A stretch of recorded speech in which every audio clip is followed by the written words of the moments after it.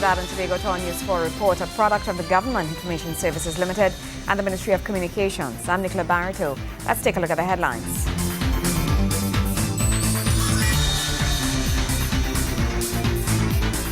Finance Minister Larry Hawai addresses the First Citizen Bank post-budget forum. At least 80 to 90% of 24/7 water supply by 2015. And sad moment at the inaugural stakeholders engagement as chairman of Deported Task Force, William Nachman, passes away.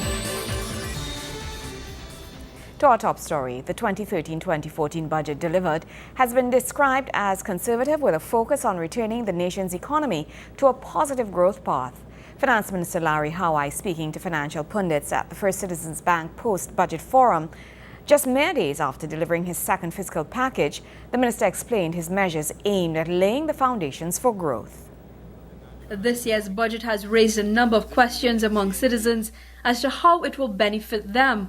Addressing these concerns, Finance Minister Senator Larry Hawai says this fiscal package focuses on identifying critical areas needed for sustained growth. This was a focus during the First Citizens Bank post-budget forum themed Understanding the National Budget, Implications and Possibilities. He outlined these areas as continuing diversifying the economy and stimulating growth. The budget itself did not have a lot of election goodies. It didn't have a lot of giveaways to individuals particularly. The focus continued to be what are the critical areas that we needed to focus on. Diversifying the economy through this year's fiscal package seeks to achieve not only growth but provide employment at all levels. Having dealt with the issue of perhaps full employment, to use that term rather guardedly, but full employment, we have to start focusing now on the issue of how do we deal with the question of underemployment and particularly the inability of our young graduates to find good quality jobs. And that is why the focus is on the question of diversification. So diversification has three goals. One is the question of continuing the growth momentum. Two is the issue of generating foreign exchange from more than one source. Right now we rely solely on the energy sector. And thirdly, to generate good quality jobs for our people at all strata of our society. While the move away from dependence on the oil and gas sector is the goal, Minister Hawai says Trinidad and Tobago's experience positions it among global energy giants as a source for skills and lending support through energy service-based companies. We have developed here in Trinidad and Tobago quite silently. It isn't branded in any particular way, but it is certainly known around the world as a source from which you can get good quality services for the energy sector. And that is another sector that has developed well over the years. And it is a sector of which I think we should all be proud because it does generate significant foreign exchange earnings and good quality jobs for the people of Trinidad and Tobago. And it is well known around the world as a source for getting the services that are required. In his fiscal presentation, the minister highlighted government reform agenda, targeting key legislation as necessary to the country's monetary growth. Legislation proposed for constitutional reform focuses on local government reform, procurement practices, campaign finance, public finances and accounting and reporting, and gender reporting. Minister Hawai explained during the meeting as it is playing a critical role in establishing the foundations for delivery of services to the people, while simultaneously ensuring value for money. But going forward into the future, that reform agenda will drill down some more as we start to deal with the issue of how do we make the delivery of services much more efficient and effective. And perhaps one of the things that we need to do is to consider how we could partner with the private sector in the management of the facilities that we are developing. Taking these measures, according to the banking executive turned finance minister, aims at balancing the nation's finance books and bringing the economic transformation needed to develop the nation in all areas and attaining long-term sustained growth while securing Trinidad and Tobago's prosperity. Kimberam Kalawan, News 4. Trinidad and Tobago has been making significant strides towards achieving water for all. It is predicted that the country will benefit from at least 80 to 90% of 24/7 supply of water by 2015. The government has been devoting substantial effort to managing the production and distribution of the country's water resources. According to Minister of Finance and the Economy, during the 2013-2014 budget presentation, the current administration is well within reach of its objective of ensuring citizens, both in Trinidad and Tobago, have a consistent access to potable water. Trinidad is making significant progress towards achieving water for all. In 2010, 18% of the population received water service 24 hours a day, 7 days per week. By August 2013, last month, this level of service was approaching 49%.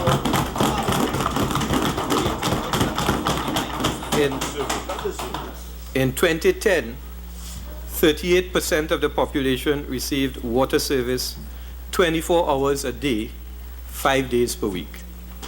By August 2013, again last month, this level of service was approaching 71%.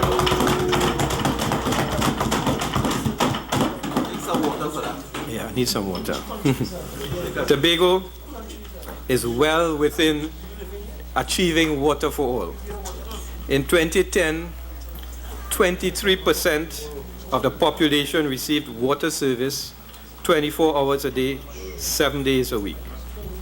As at last month, this level of service was approaching 67%. In 2010, 29% of the population received water service 24 hours a day, 5 days a week in Tobago. By August 2013, this level of service was approaching 83%.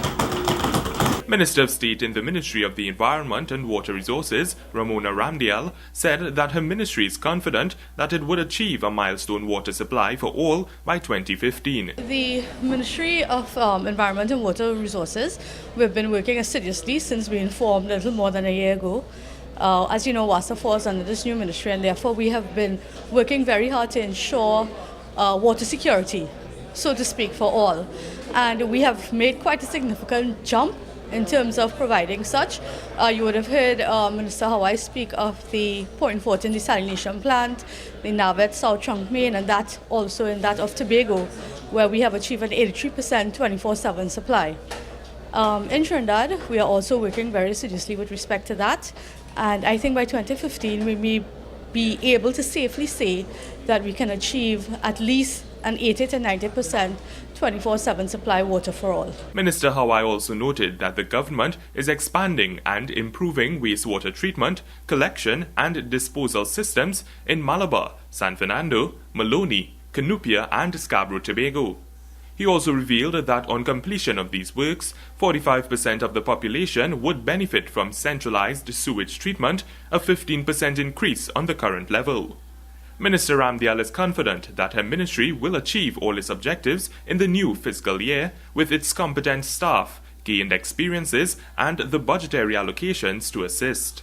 Well, it has been very, very successful, and therefore the staff and the administration of the Ministry of Environment and Water Resources, they're very motivated to work and to go forward. We have a lot of work to do still. We have our water treatment plans to implement, and of course to continuously achieve water security for all. So therefore we are on that part of progressive building of the water sector. In the coming year, the Ministry of the Environment and Water Resources will undertake a comprehensive review of the fines applicable to a range of illicit activities which impact on the country's flora and fauna. The first step will be to increase the fines for littering. Nikolai Edwards, News 4. News 4 continues after the break. Stay with us.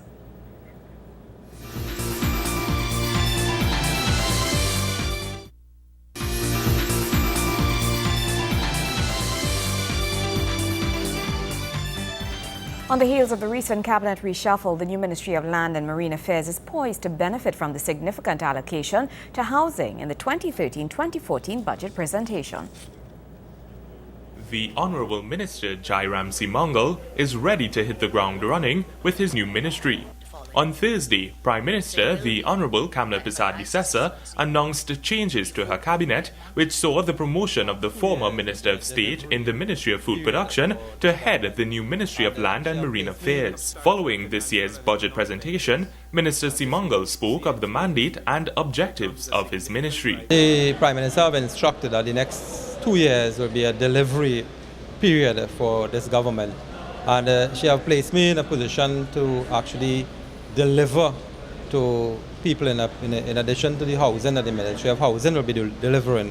I am in a position now to deliver land to the landless and really restructure the lease distribution, and with the 17,000 odd lease that have not been renewed over the last period of 30 years, to look into that area and see as to why, and to expedite these leases to ensure that the farmers have some kind of stability, especially when they have to approach the ADB and other financial institution to acquire money for farming and for the increase of the farming community. In the context of the budget allocations, Minister Simangal spoke of how his ministry would complete its objectives during fiscal 2014. Well, I know that the Ministry of Housing have been allocated quite a substantial budget, and some of that budget will be allocated to the new ministry, because realizing that the new ministry is coming out, the chunk of it is coming out from the Ministry of Housing. I've been speaking to the Minister of Housing, and he have indicated that he have put in substantial amount of money within the ministry that can be allocated to this new ministry for the purpose of the landless program and other programs that he have envisaged over the last year or so when this ministry came under him. In the 2013-2014 budget presentation, housing received $2.448 billion. Minister Hawai noted that home construction will commence on 3 new sites to yield 2,575 housing units in 3 years at a cost of $858 million in terrestrial lands, Eden Gardens and Pineapple Smith lands. Meanwhile, full construction phase will commence on 7 sites under the Inter-American Development Bank Assisted Squatter Regularization Program, yielding 1,500 upgraded lots at a cost of $60 million. Full construction phase will also commence on 7 Land Settlement Agency sites to deliver upgraded lots at a cost of $60 million annually under the Land for the Landless program. Nikolai Edwards, News 4. It was supposed to have been the birth of his brainchild, a consultation on the way forward to deal with deportees. Instead, it was the day chairman of the Deported Task Force, William Lachman, died. Lachman, a talk show host at Radio I-95 FM, was to deliver remarks at the inaugural stakeholders engagement in the national strategy for the reception of deportees in Trinidad and Tobago. It was scheduled to start at 8 a.m. but was delayed for the arrival of Minister of the People, Dr. the Honourable Glen Ramadasing, around 9 a.m. Lachman had collapsed outside the Cascadias Hotel conference room. At the start of the consultation, about 90 minutes past scheduled start time, a moment of silence was observed for Lachman. And brothers, could you please stand for 1 minute silence? Mr. William Lachman just passed away.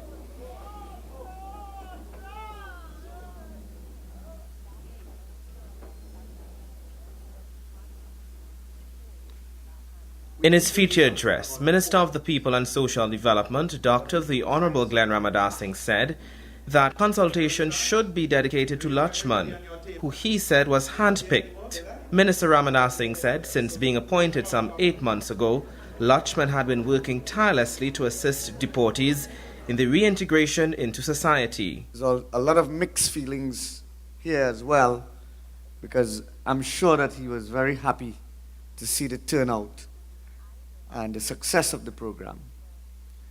In fact, I am the one who gave him this job some 8 months ago, and he has been tirelessly at work on this project every Thursday. Minister Ramadasing said that all available resources should be afforded to deportees so that they would become productive members of society. We need to do something about deportees. But we need to find someone with the passion, the drive, and the determination, because this is a groundbreaking thing. And He said, well, the chairman of Vision on a Mission. I said, well, no, we can't take the chairman of Vision on a Mission to deal with ex-prisoners. It will be confusion because he'll deal with deportees. We want someone new. And we suggested some 15 names. And after we discussed it, Wayne said, look, if you really want to do something about deportees, he's the only man. And we took the chairman of Vision on a Mission and asked him to chair the stakeholder group. Also speaking to the gathering, Wayne Chan says the assistance for deportees is a crucial thing, as he thanked members of the Special Branch Division of the Police Service. To help deportees to reintegrate, to help them to resettle, to see how we can develop diplomatic relationship with various countries, to see if we could have a seamless flow of seamless relationship as it relates to the resettlement or reintegration of deportees in Trinidad and Tobago. Because throughout the Caribbean, it has been reported that the escalation in crime is a direct association where deportees are concerned. Chance said had it not been for them, there might have been several explosions across Port of Spain by a deportee with military background in the area of chemical explosives. He said that in October, the Vision on a Mission team would open 2 facilities, one for women after a female deportee was raped, having had nowhere to turn following her reintroduction into society, and one for men in the Wallerfield area. Among the groups gathered for the consultation were the Trinidad and Tobago Nazarene Youth International, the Barbados Youth Action Program, a variation of Vision on a Mission, the Salvation Army, and several deportees. Joseph Lopez, News 4. When we come back, our sport report. Stay with us.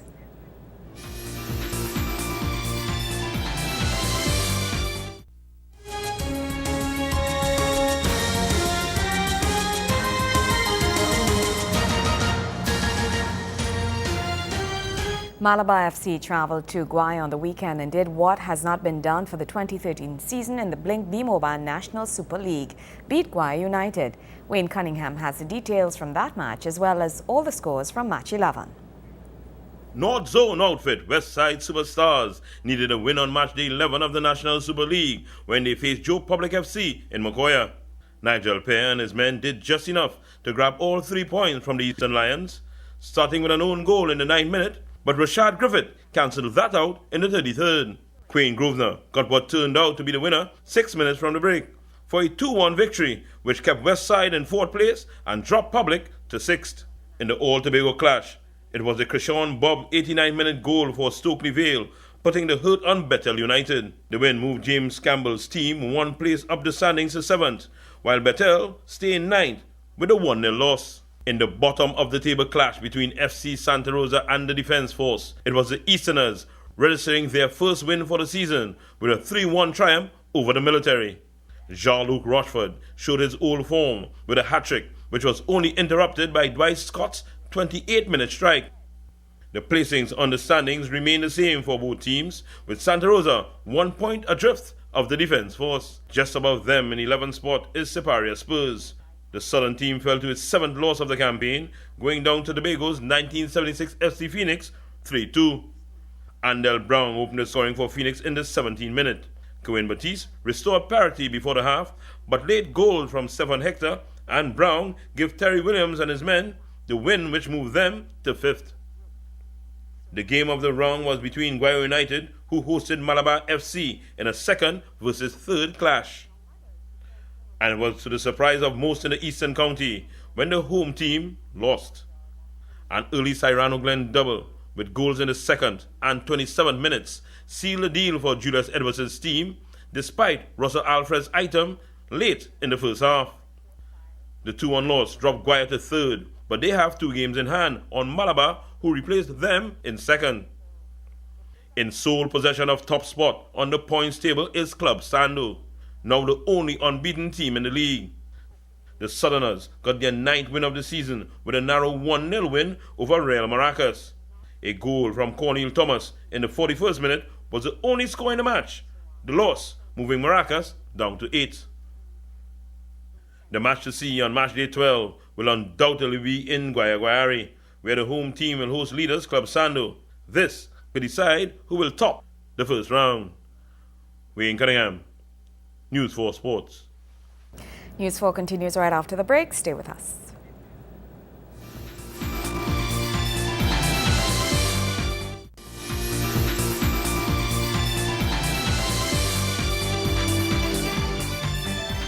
Black band Maxi Taxi drivers in Princestown are seeking a new Maxi Taxi Hub. Transport Minister, the Honorable Chandra Sharma, accompanied by Chairman of the Princestown Regional Corporation, in fact that should be former Transport Minister, Ramraj Hariprasad, met with the association to discuss the way forward. Black band Maxi Taxi drivers of Princestown will soon receive a new hub for plying the Princestown-Moruga-Rio Claro route.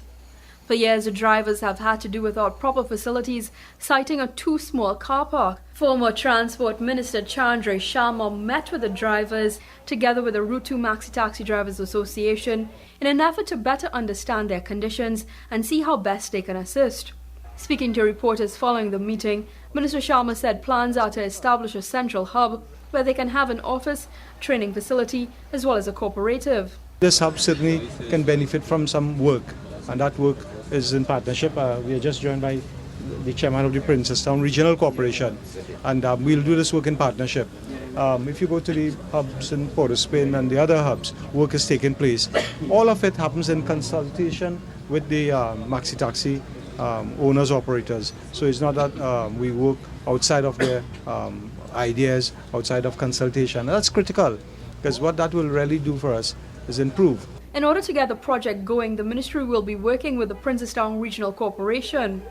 Chairman of the PTRC, Ramraj Hariprasad, says part of the project will assist in alleviating the cramped-up space the drivers have faced for so long. We started to look at developing this set place where we stand here today into a multi-story car park, and we would have had diversions through the water lane, which is, as you may know, is at the northern area of this car park, so that we would have this area well equipped to handle maxi taxis, as well as buses of medium-sized nature.